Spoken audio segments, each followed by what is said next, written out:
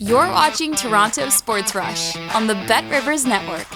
Welcome into the Toronto Sports Rush right here on the Bet Rivers Network. EJ Hradek, and I'm joined today by my colleague at NHL Network, but also you see him on TSN, does an unbelievably great job as an analyst, right rinkside most of the time, doing all kinds of games, World Juniors and many NHL games. Mike Johnson. Mike, thanks for taking a few minutes today. I really appreciate it. Let's get right to it with the Leafs.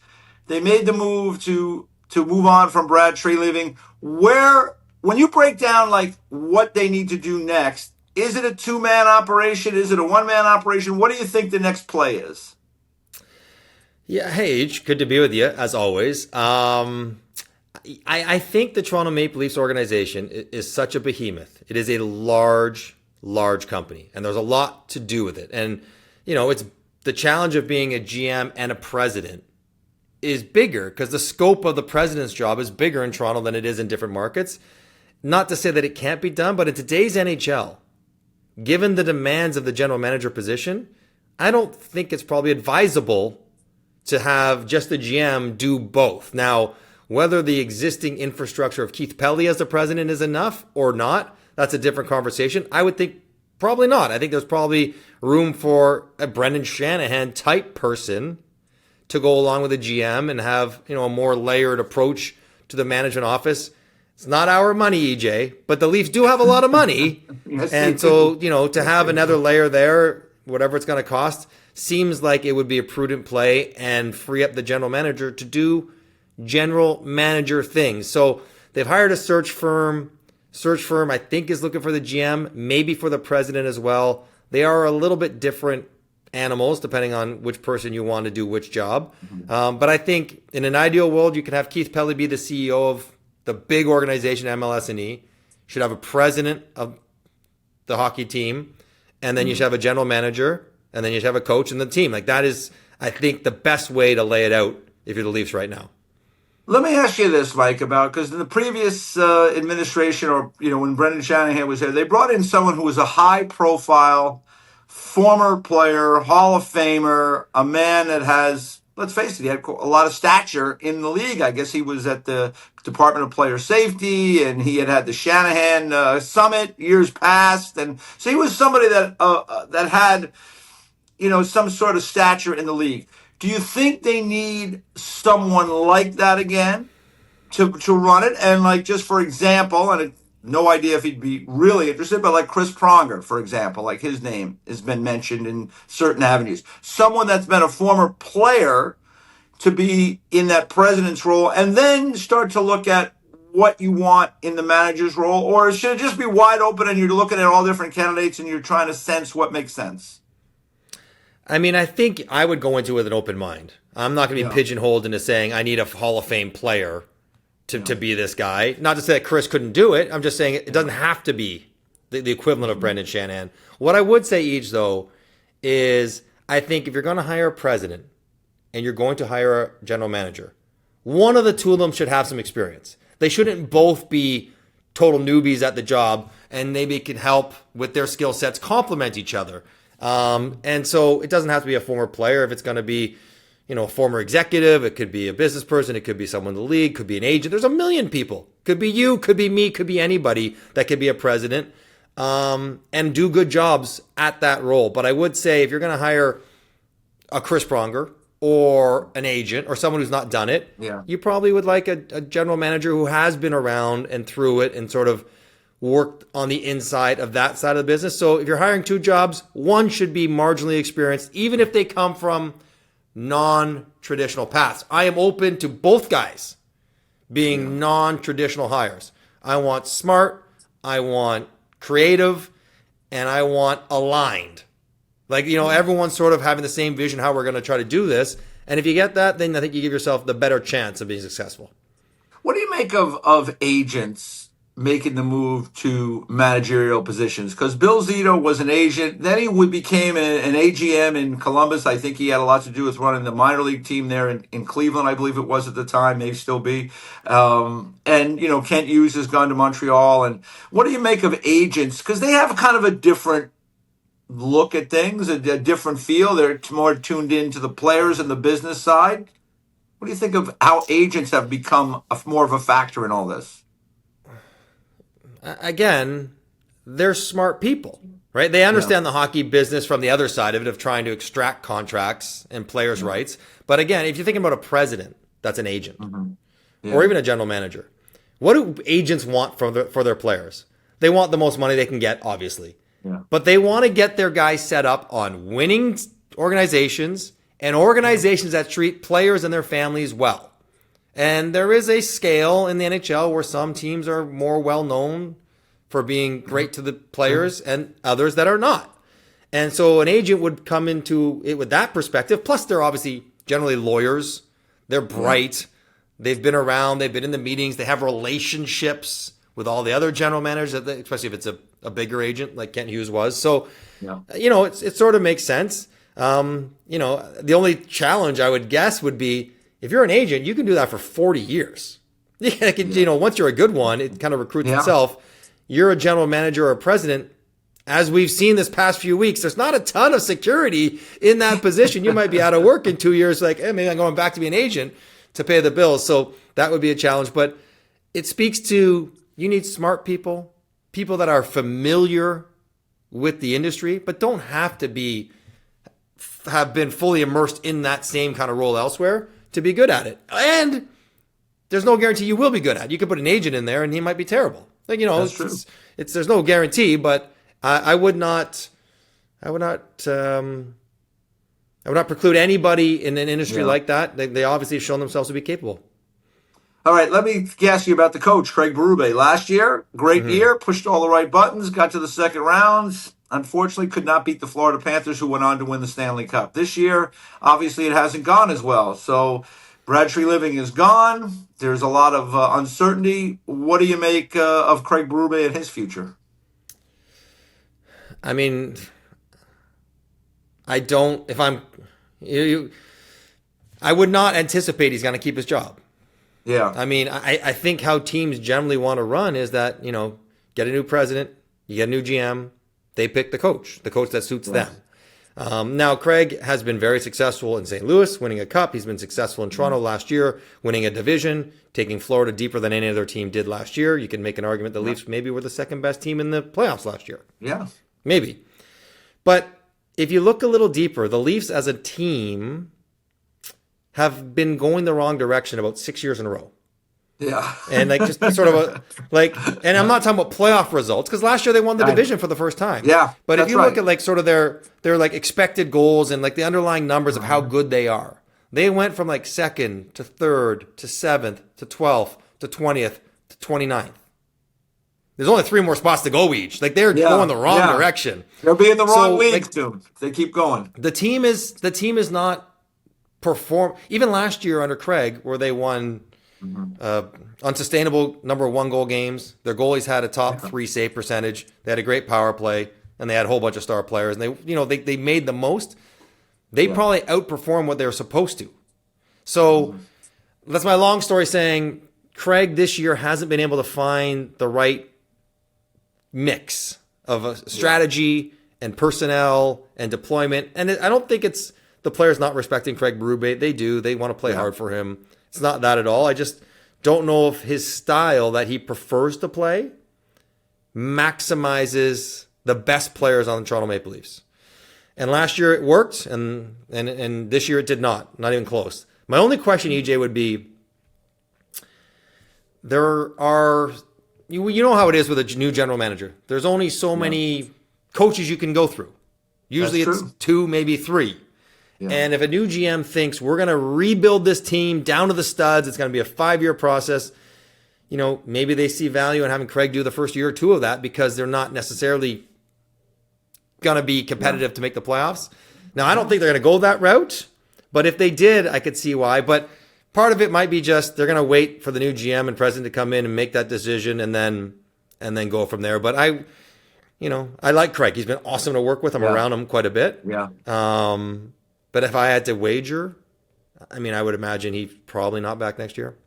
Yeah, I would tend to agree with that, and I agree with your assessment completely. That, like, listen, Craig is a really good guy, and I think the players do respect him for what he's done. He's won a Stanley Cup as a coach, and he was, I mean, he was a warrior as a player. But at the end of the day, maybe it's just time. The way things have unfolded, just for a new face, new voice. We'll see what they decide to do there. Let me ask you about Auston Matthews, because there's a lot of talk, retool, rebuild, right? Like, what should we do? You have Auston Matthews there. I think you're more looking at retooling. If you decide you're going to rebuild, now you might be thinking about something else. Where do you think Matthews stands on all this? Obviously, he's been hurt. He's been out of the picture. But if you're Auston Matthews, you got 2 years left on your contract, and if you're the Leafs, you got to make some decisions. You do not want to be having a replay of the Mitch Marner circumstance. So I think it's a pretty important summer for Matthews and for the Leafs. It is, Eej, but I don't know if the summer is the timeline. Everything you just said is correct. Okay. I think it's sort of a mid-season next year timeline. Okay. Because let's say, so if you're Auston and the Leafs come to you and say, we want to strip it down to the studs, everyone but you reload. It's a 4 to 7 year process. Not guaranteed to be successful. Can we get your commitment? And he might say, well, I'm 30 years old. I want to win. And, if we are sort of acknowledging we can't win here, as much as I like it here, then I probably have to explore other options, which would be a fair and reasonable thing for any player, Auston or otherwise, to do. Yeah. Now, if they go to him, and so I think that's one path. And then I think if that's the path, then they probably approach him about trading him. Because, and go the Quinn Hughes route. Get him traded 2 years, get a massive haul, see what happens. If they go to him the other route, say it's a retool, we had a bad year, we'll get the goalies healthy, Chris Tanev will be back, maybe we'll get a new coach, different kind of style, make some good decisions around our team, and we'll be better back in the playoffs next year. If that is true, and if it's successful, then I think Auston Matthews is like, okay, like I can work with this, because I think there's a bit of a misconception that I'm not exactly sure why. Maybe because Austin's quiet by nature in the media, that he maybe is unhappy with Toronto or playing in Toronto, or I get he's American, I get he's from Arizona. Yeah. He likes playing in Toronto. He likes living in Toronto. He likes being the captain of the Maple Leafs. He appreciates that it is a marquee franchise that he plays a prominent role for, and he likes that. So he's not dying to get out of Toronto. He's dying to win. And if the team shows next year that they are on the path to winning, then maybe he elects to stay and you don't move him. If the team shows next year, despite their best efforts, they're not, then I think he probably becomes open to the idea, and then he would work with the team. Or if I'm the team, I would approach him to see what can we do here, because maybe make it better for everyone for a couple of years. Yeah, for sure. I mean, what do you think the haul would have to be for Matthews? Because let's face it, if they move him, they've got to get significant assets in return, and not easy to do, especially with the idea of, like, same thing with Quinn Hughes. I think Quinn was a little different situation, but like Austin's going to have to want to be in the place you're trading him to, or else maybe that team doesn't want to give up so much in return. Yeah, I mean, there is that element. If he's going to only be a 2-year rental somewhere, does it cost as much? I guess the template could be what Minnesota got for Quinn. I mean, Quinn's at the top of his game, and they get, a prospect and Bouillon and a top player and Rossi and some picks. But I also think if you look at the impact that Quinn Hughes has had on Minnesota, it's an easier pitch that if I'm Toronto to make to a team, you might not get Auston extended, but look what he can do for you now. He can make you better in 2 years, even if he happens to leave the same way Quinn is doing it with the Wild. So what's the haul? I mean, it's, I guess, some draft picks, but also top flight prospects or top flight young players. You don't want to throw names around, but like you look to a team that's sort of good, because Austin's going to want to go to a team that's good, that maybe needs a player of his caliber, that can afford his contract, that has a whole bunch of young prospects.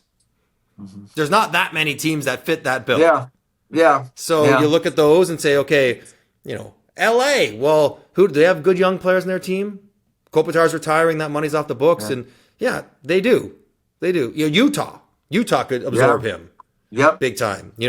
Detroit obviously would take a swing because of some of their, there are teams Those are the three I would think of right away for sure. Okay. And even Anaheim, and you could really. Anaheim's got a million young players, yeah. Anaheim as well. So you could fill in the players that might work on those kind of franchises, but that would be the idea. And then hopefully you could convince Auston Matthews, if you're the Leafs, that would be viable options that he would want to go to because he would control the process. Let me ask you about Matthew Nyes, because some people have suggested that maybe Matthew Nyes could be moved because he is a very, I think, a lot of upside to him, a power forward, someone that really teams would covet, particularly in the playoffs, that type of player, to maybe get some help on defense or get something back. Let's face it, you have to give to get. And they don't have a ton of things to give right now. So how do you feel about something like that? Better be a good player. Better be a good player because Matthew Nyes is young, and he signed long term, and by today's standards, he doesn't make a lot of money for a guy who's going to get close to 30 goals and 65, 70 points. Like that, like he's got a good value contract. So you can't, if you're the Leafs, you can't miss and say, we want Simon Nemec for him. Hypothetical, right? Yeah. And if Nemec doesn't turn into a top 2 guy, rock solid guy, that's a huge miss. Because he's your one bona fide trading chip that you can get something good for. So I would be leery. You'd have to be really sure, EJ, really sure about what you're doing there and what you're getting back and how we would fit with your team before you consider that. Now, widely reported by Elliott and others that he was maybe talked about at this deadline. Yeah. That would maybe be unsettling, but that's the nature of being a good player in a team that's struggling. Yeah. They're going to talk about you. Other teams are going to want you, but he's a good player. And if you move him, you better get good players back. Big time, good players, and a defenseman you can't miss. Yeah, I'm with you. And now, listen, like you mentioned Nemec, we could talk about a lot of guys. There's no guarantees. I mean, unless you get into the Quinn Hughes stratosphere, and that's listen, people aren't giving away those guys either. So difficult to do. Let me ask you about this defense. I look at the, Riley, as we sit today, Riley 32, McCabe 32, Tanev 36, OEL 34, Stetcher 32, Carlo 29. Help!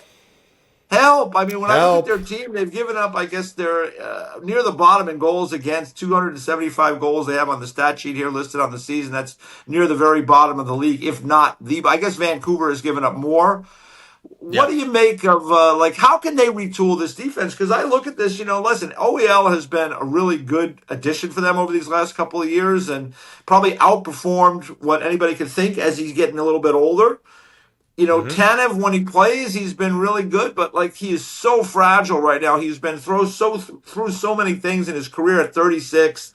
Riley at 32 has got a longer contract. I mean, how can they retool this defense? I mean, that's the biggest problem for me. I think the goalies, they're okay. I'd like them to see them stay healthy and be available all the time. But the biggest problem for me is they just are too slow and old on the back end. Nailed it. It's like you watched the Leafs play this year. They have a hard time, even though even when they defend hard, EJ, and they don't defend the rush well. I think it's a speed thing. And then when they get the puck back, they don't move it out well. And it's not only on them; it's the forwards as well. It's the system. It's all those things. But that's why the Leafs play in their own end a lot because they can't move it out under control. So that is it. You want to talk about where their focus is this summer? That is it. Now, how do they do that? I think obviously Troy Stetcher is going to not be back. I think you are going to fingers crossed, Chris Tanev. If Tanev gets back after you basically have a full year off, not off because he's been getting surgeries and rehabbed and everything else, but a year of no hockey mileage on his body, and hope that him and McCabe can be something close to what they were last year, where they were one of the best defensive pairs in the league. Okay, that's a good building block. OEL can be your 4, 5, 6 guy. Yeah. Morgan Riley, Brandon Carlo are huge question mark, make decision on guys. What do we do here? Yeah. And Morgan Riley has no trade protection. And Mo, if you know him, been around him, it's hard not to have a lot of respect and want to tread lightly in this situation because of what he's meant to the franchise, how good he's been, and how good of a teammate and representative of the Leafs he's been. Having said that, if I'm running the team, I get to Morgan and his representative and say, okay, listen, we need to be creative here. That involves looking at everything, including, I know you have no move protection and you can invoke it, but we want to explore options of reshaping our defense core, and that may mean moving you. Are there teams that we could talk to that you would accept a trade to? And Shed, because he's still a decent offensive defenseman. He's not great defensively. He never really has been great defensively, but I think that's where you start. And then Brandon Carlo, part of the challenge is they traded a lot for him. Fraser Minton in a first rounder. Yeah. And he does have a low salary because, he's affordable, but, you need top flight guys and you got to find a way to get them. Some of that is moving out bodies. Like, I don't think you're getting a top flight guy from Morgan Riley. I'm not saying that. But you can open up some assets and maybe you take different avenues. You might be able to take a contract back that another team doesn't love, but the player might have value on the wing for you. And, you got to get creative. Because I don't think, Darren Radish is probably the top pending UFA out there. Yeah. You're going to have $20 million to spend, so you can spend it on some players. So if you're doing the quick turnaround, that's the kind of stuff you got to look at. But you can't just sort of run it back and say, boy, I hope it gets better. Like, I don't think that's a good option. I think you got to be more aggressive than that. Yeah, and if you decide to trade Matthews, one option might be to try to tag Riley with him. Like, listen, if you want Matthews, you have to kind of take Riley. You're not going for that? No. If I'm trading Matthews, that's a massive decision, EJ. I am doing nothing that dampens the return on that deal. Like, I'm not touching anything that's going to hurt point. That the is return. A great point, because we're not going to be good. If we're not going to be good, then we'll live with Riley. And then Mo could be on our team and he'll be the captain and we'll be crappy and we'll all be crappy together. And that's okay because that's the plan. Yeah. But I'm not doing anything that, my first rounder becomes a third rounder because I'm putting Riley in there. Or the prospect becomes a B prospect from an A+ prospect because, no way, I want the best back. Because once you go down that road, you're talking about a 5-year window anyways. Morgan Riley's contract's expiring. Yeah, that's true. Yeah, good point by you. Let me ask you quickly about two other teams that are in the mix in the Atlantic, the Ottawa Senators and the Montreal Canadiens. The Canadiens have had a terrific season. They're sitting here as we speak, tied in points with Tampa and with Buffalo atop the Atlantic. I got to watch them play against the Rangers the other night. I didn't think it was their best effort, but I thought they played, they find ways to win. I think Marty's doing a really good job there. They've had a lot of, I think, terrific performances this year. First, Montreal, real quick. Where do you think that, how far could they push this year in the postseason? Well, it feels pretty open, doesn't it, in the East? Like, it feels really pretty available. So, could they get to the Stanley Cup final? Yeah, 100%. They could. Yeah. They wouldn't be my favorite, but they would be in the cluster right below Tampa. Yeah. Like, I'll put them with Carolina and Buffalo and Montreal and probably Ottawa, which we'll get to. But I like them. Of course, their top players are great, right? Suzuki coming up on 100 points. Caulfield up on 50 goals. Slavkovsky has become the power forward that they drafted him to be.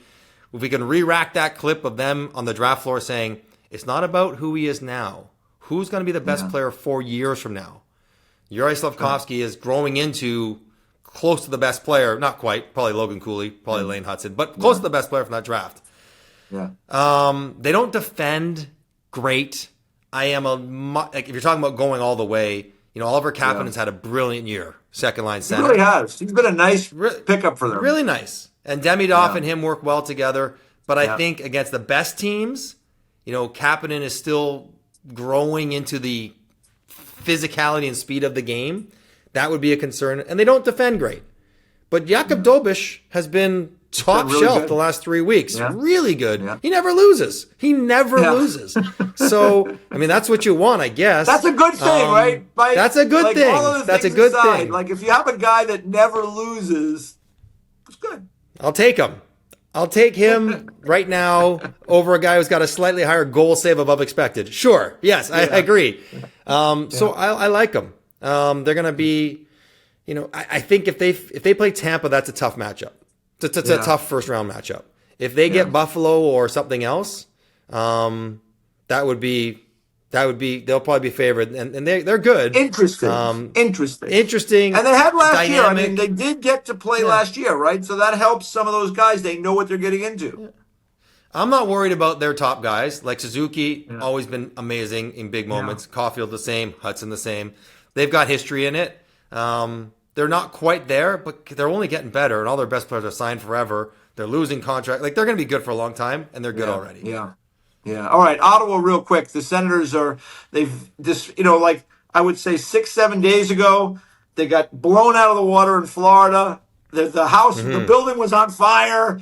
Keith Kachuk was making comments afterwards on a podcast with his sons, and Brady Kachuk is out of here, and now a few short days later, and it's some good fortune too. They played Carolina. Carolina's second of a back-to-back. It was the second of a back-to-back for Ottawa, but they were home and they played the afternoon. They get Carolina, who played at night, early start. I think it was 5:00. Freddie Anderson, probably the weaker of the two goalies, take advantage fully.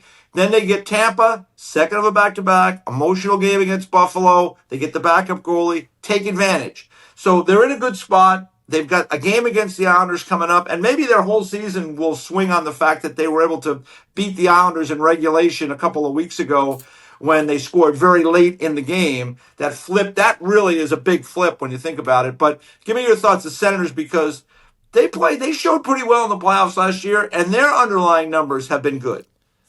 Yeah, exactly. Way better than their standings position would show, largely because their goaltending was among the league's worst.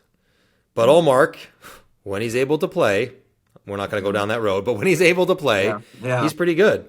He's pretty good. And if he's on his game and he gets lots of rest in the playoffs, so he'll be there every day, I would not want to play Ottawa at all. At all. I don't care where you finish. Like, if you're Carolina playing Ottawa, that's a toss-up. That's a 1-8, and I don't think Carolina's a favorite.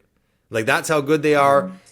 If their goalie's okay, and there is the health of their defense to consider, right? They have like 4 or 5 guys out. Shabbat maybe back around the playoffs, they hope. But Clevin, they're not sure. He took a puck in the face. Jensen's out long term. Gilbert, they have all these guys out. Anderson's back.